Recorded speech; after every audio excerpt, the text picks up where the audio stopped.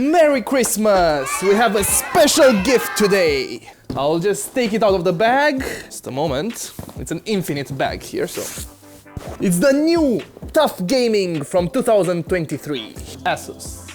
It's the new gaming laptop from Asus TUF F15. Christmas is in like 2 weeks, so we won't be needing it. This is one of the best laptops for gaming that you can buy on Amazon for a decent price. And today we're gonna do some pretty nasty benchmarks. Do a little bit of professional gaming and see if it's actually worth the £980 or $1,300 that Asus asks for. With Christmas being around the corner, this might actually be a cool gift for your partner or your new age parents. Let's see how they present themselves when it comes to packaging and what else do we have in this marvelous box. Inside. Ooh. Oh, we have a lot of stickers right here. Okay, so here we have the laptop, right here. And inside we have the user manual, made out of paper. So we have the plug right here, and we have the brick right here. That's about it. Cool box though. And here we have the laptop, which is pretty light, it's not that heavy.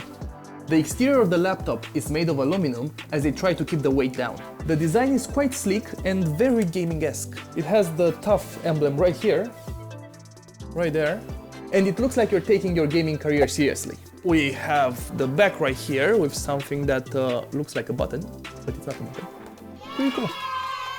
It has this dark gray, almost ashy color, and it feels nice to the touch. Oh, also it is matte. It rocks this black color and whatever color you want RGB right here, which I personally enjoy and I find it very professional. Let's take a closer look to the right side of this laptop, where you can find the Kensington lock and the USB 3.2 Type A.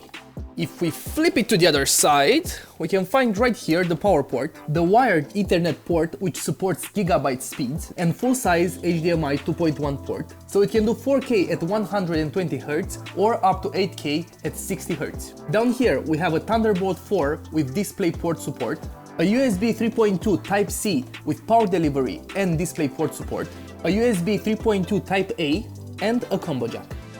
As you can see, you have plenty of ports, so you needn't worry about it. Now let's get a little bit into the juicy part of this laptop. For the CPU, we have an i7 12700H rated at 35 watts, so it has 6 performance cores and 8 efficiency cores. For most tasks, you shouldn't need anything else. For the GPU, we have the 8GB RTX 4060 at 140 watts, 115 watts with 25 watts dynamic boost. It also comes slightly overclocked from the factory. For RAM, we have the 16GB DDR4 in dual channel at 3200 MHz, which is a bit strange because nowadays DDR5 is the thing, and this is a slightly slower speed. But nonetheless, you shouldn't notice it too much. Oh, and it also comes with a 512GB storage and NVMe, pre-installed with the Windows 11 Home. As far as gaming laptops go, the portability is normal. This laptop has a full-size keyboard, and its footprint is larger than your regular 15.6-inch laptop. It weighs 2.2 kilograms or 4 pounds 85, which is expected for a gaming laptop. It fits in most backpacks or bags, and if you want to take the charger with you, which you should, it gets to like 3 kilograms. The battery lasts for around 1 hour and a half, which falls in the normal realm of gaming laptops. Let's talk about display.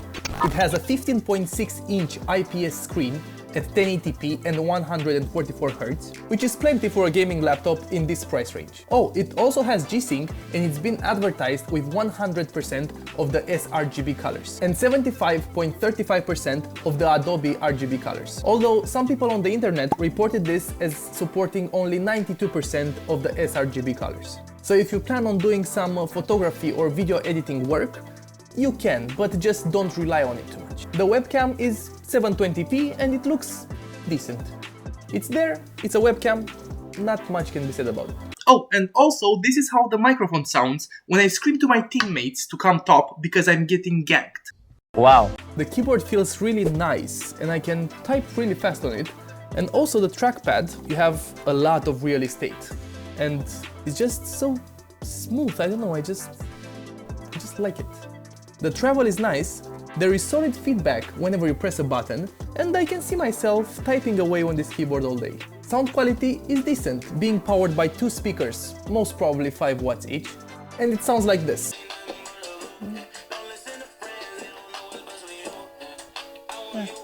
On a second thought, there's basically no bass and it sounds kinda shit. After using it for a few minutes, we have noticed there's a lot of trailing and ghosting going on, as you can see here. So we start seeing where compromises were made to keep this laptop at a lower price. It's actually really bad. This laptop has a max switch for your graphics. After powering it on, we started installing the benchmark softwares and the games for the review. When we noticed something really odd, the writing speeds on the SSD. For some reason, they were absolutely horrible. Although the reading speeds were fine, when we tried to copy over some files, we saw it took ages. Here is the Crystal Mark benchmarks. First being the peak performance and second being the real world test. And as you can see, they are really low. After a little bit of testing, we saw that it lies somewhere in the middle. I don't know if we have got a faulty or underperforming storage, but this is that. Now, the part for all of you gamers. We have tested a few games to show you the capabilities of this laptop, and here they are.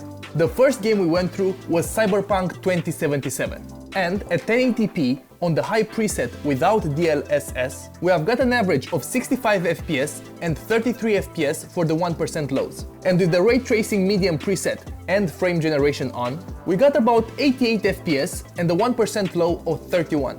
Now at 1440p using an external monitor for the high preset, we got about the same performance, which was really strange. Although bypassing the integrated graphics by using it might be a reason. The jump in resolution, in theory, should impact the performance way more. For the RT medium preset with frame generation on, we can see a more noticeable difference, with an average frame rate of 58 FPS and a 1% low of 19. We also really have to mention that we have had some problems with this machine. When we first tried to benchmark these games with the MSI Afterburner, we had really bad stutters and freezing in games every few seconds. We have uninstalled the game ready driver and instead installed the studio driver as it is more stable. That seemed to fix the issue, until the issue started to reappear out of the blue. We tried looking online, we tried to monitor the temperature as that might have been the issue, but they were fine. If anyone has any ideas why this might have happened, please let us know in the comments.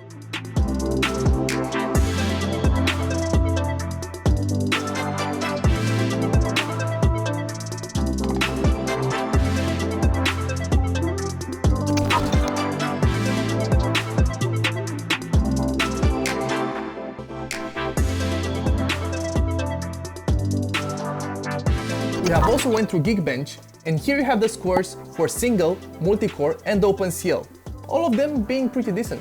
On the Cinebench, it scored 10,389 for the GPU, which was fine as well. And on 3D Mark, it scored 2,704. After observing the GPU issues and the less than ideal storage, we cannot recommend this laptop. Also keep in mind that we have found 1 or 2 accounts on the internet reporting this happening. It is pretty probable that this is an isolated case. So if you have any issues, you can get in touch with Asus and explain them the problem. In theory, it's an okay laptop.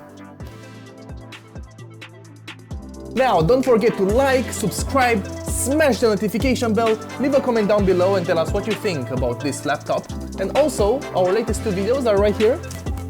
Bye!